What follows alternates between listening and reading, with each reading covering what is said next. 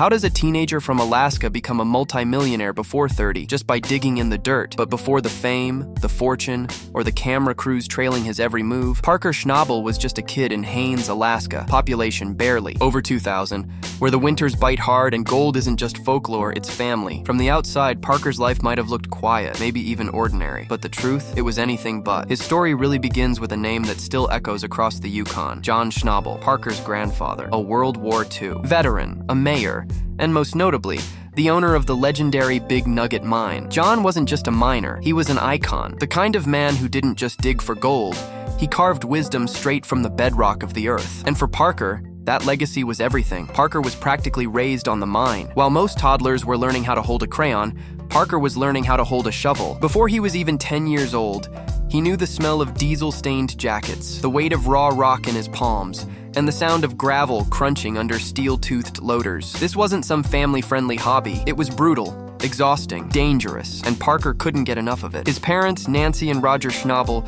weren't always thrilled about their son spending so much time in the dirt, but John saw something in Parker, an unusual hunger, not just to play with heavy machines, but to understand them, to master the terrain, and, most importantly, to respect it. In every weathered crease on John Schnabel's face, Parker saw the kind of life he wanted, not easy, but real. By the time Parker was a teenager, it was clear this wasn't just a passing interest. Most kids his age were trying to figure out algebra or who to sit with at lunch. Parker, he was studying mining reports, hauling pay dirt, and mapping out sluice layouts on weekends. When other kids were posting about high school drama, Parker was already thinking about ore grades and water permits. Then came the moment that would change everything. At just 16 years old, Parker made a decision that most grown men would run from. He took over the Big Nugget mine. His grandfather, aging and facing serious health issues, passed the torch, but it wasn't ceremonial. Parker had to run the operation. Crew, equipment, and all. One mistake, one misstep, and it wasn't just his reputation on the line. It was his entire family's legacy. And here's the twist that most people don't realize. At the time, Parker wasn't rich. Far from it. The mine was struggling. The gold wasn't guaranteed,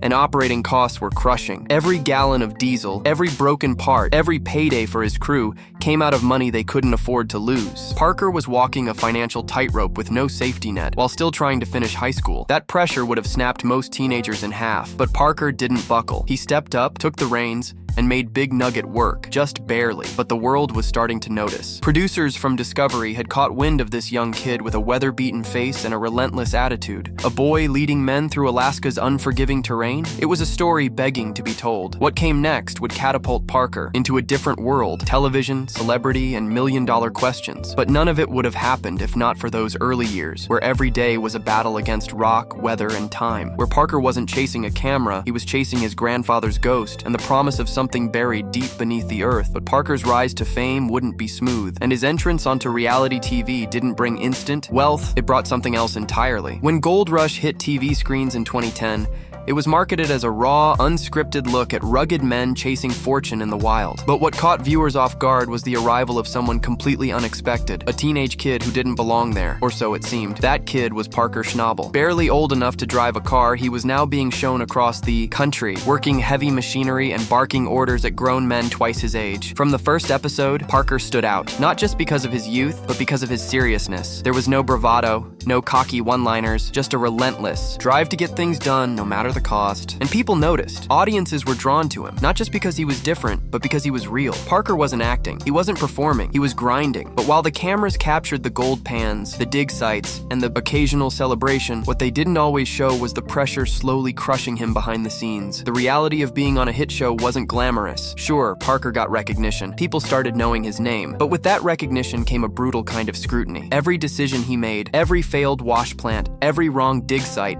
every dollar lost was broadcast to millions. There was no hiding mistakes. They weren't just setbacks. They were national headlines in the gold mining world. And it wasn't just the viewers watching. His competitors, some of whom had been mining for decades, were watching too. Many of them didn't take kindly to a teenager rising through the ranks so fast. Parker had to fight not just to prove himself to his crew, but to prove he belonged in an industry that traditionally respected age, experience, and calloused hands earned over years, not youthful ambition. One of his first major seasons on the show didn't go as planned. Parker made bold choices, sometimes risky ones, and while some paid off, others left him staring at dirt where there should have been gold. His team, many of them older, more seasoned, and initially skeptical of his leadership, didn't always agree with him. There were arguments, tensions boiled. Parker had to walk the line between being a boss and being respected. Not an easy thing when you're still technically a teenager. And here's something most people never realize. Discovery didn't hand Parker any advantages. Unlike other reality stars who might get a bump in pay just for showing up, Parker had to earn every ounce of gold the hard way. He wasn't just the star of the show, he was the show's backbone. If his team didn't hit their goals, they didn't make money. It didn't matter how many people were watching. Failure meant financial collapse, not just ratings disappointment. But despite the pressure, something incredible started to happen. Parker's drive and instincts began paying off. Each season, he dug deeper, both into the earth and into himself. He started pulling gold out of places others would have overlooked. He learned from every bad call and bounced back stronger. Viewers watched him evolve, not just into a miner, but into a force. Still, the fame came at a cost. Parker's life began to revolve around one thing: work. Friends faded. Personal relationships took a back seat. He was traveling constantly, locked into contracts, obligations, and timelines. Even when the cameras stopped rolling, the stress didn't. Because real mining doesn't stop for ratings. The dirt doesn't care if you're tired. The weather doesn't pause for interviews. And beneath all the showmanship, there was one truth Parker couldn't escape. He was still trying to honor his grandfather's legacy. Every time he stepped onto a dig site, he wasn't just chasing profit, he was trying to make John Schnabel proud. That pressure ran deeper than any gold vein. Eventually, Parker would go on to build his own crew, break away from Big Nugget, and chase larger claims that could make or break him. But in those early seasons, Parker wasn't just battling frozen ground.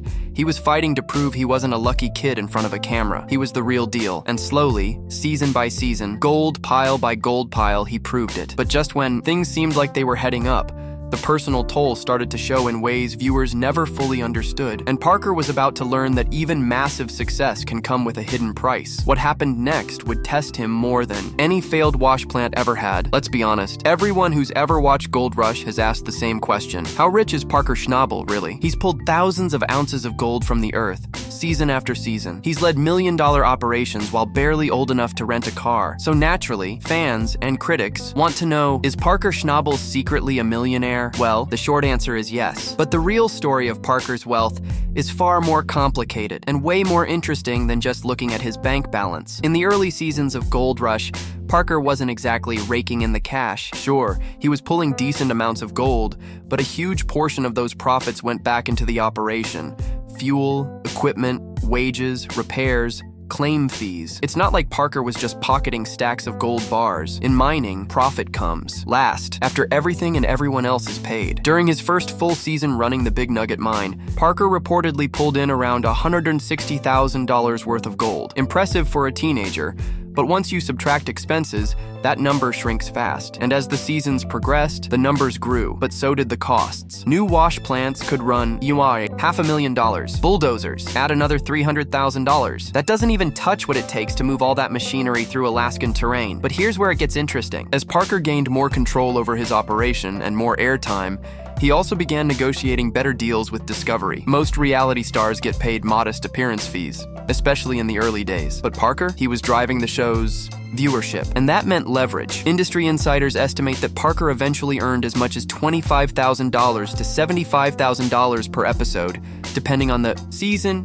and his storyline's prominence. Multiply that across dozens of episodes each year, and that's millions in revenue just from TV. But unlike some stars who splurge on luxury, Parker reinvested nearly everything back into mining. His philosophy was simple. You can't mine like a millionaire unless you already are one. But mining wasn't Parker's only source of income. Over time, he diversified. With his growing fame came speaking gigs, partnerships, and endorsements, some public, many private. He launched merchandise lines, partnered with mining equipment brands, and even began exploring other media ventures. Every new revenue stream fed back into his empire. Then came the Gold Rush spin-offs. Shows like Parker's Trail didn't just follow him around the globe, they opened up new licensing opportunities, traveling through jungles, deserts, and even South American goldfields. Parker's adventures turned into premium content. He wasn't just a miner anymore. He was a brand. So, what's the bottom line? Conservative estimates place Parker Schnabel's net worth somewhere between $10 million to $15 million. And that's not just from reality TV checks. It's a mix of real gold pulled from the ground, smart business moves, and years of building a reputation that now holds weight across the entire mining world. But here's the thing that sets Parker apart from other reality TV millionaires.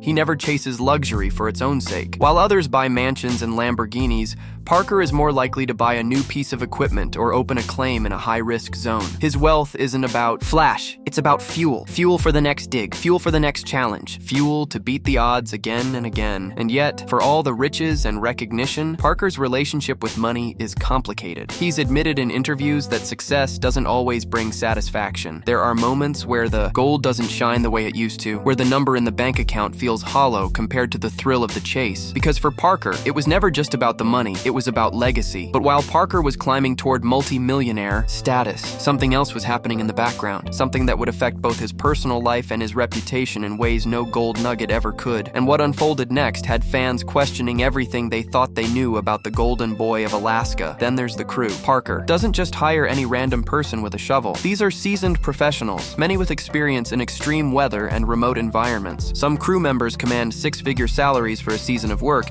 especially those operating heavy machinery or managing logistics. Equipment failure, that's another nightmare. If a key piece of machinery breaks down mid-season, it can halt the entire operation. Every minute of downtime means lost gold and lost revenue. That's why Parker is constantly reinvesting in backup equipment, spare parts, and on-site repair teams. And none of that comes cheap. Even moving the operation is a huge financial ordeal. When Parker decides to change locations or open up a new cut, it's not like moving apartments. It's more like relocating a small city. Roads have to be cleared, equipment transported, camps set up, permits filed. The list goes on. Yet through all of this, Parker stays relentlessly focused. He knows the risk, he embraces the pressure, because that's the cost of chasing gold on a world-class scale. But with high risks come even higher rewards, and Parker's next bold move would prove that like never before, by age 24, Parker had already mined over $13 million worth of gold.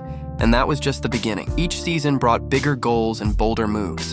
In one of his most profitable seasons, Parker's team pulled in over 7,000 ounces of gold, which, depending on market value, can translate to more than $10 million. But even that number doesn't tell the full story. The real value lies in Parker's negotiating skills. He doesn't always sell his gold at spot price. Sometimes he secures deals with collectors and investors who pay above market rates for high-quality nuggets. It's a game of leverage, and Parker knows how to play it. And then there's the mining land itself. Parker owns and leases multiple claims.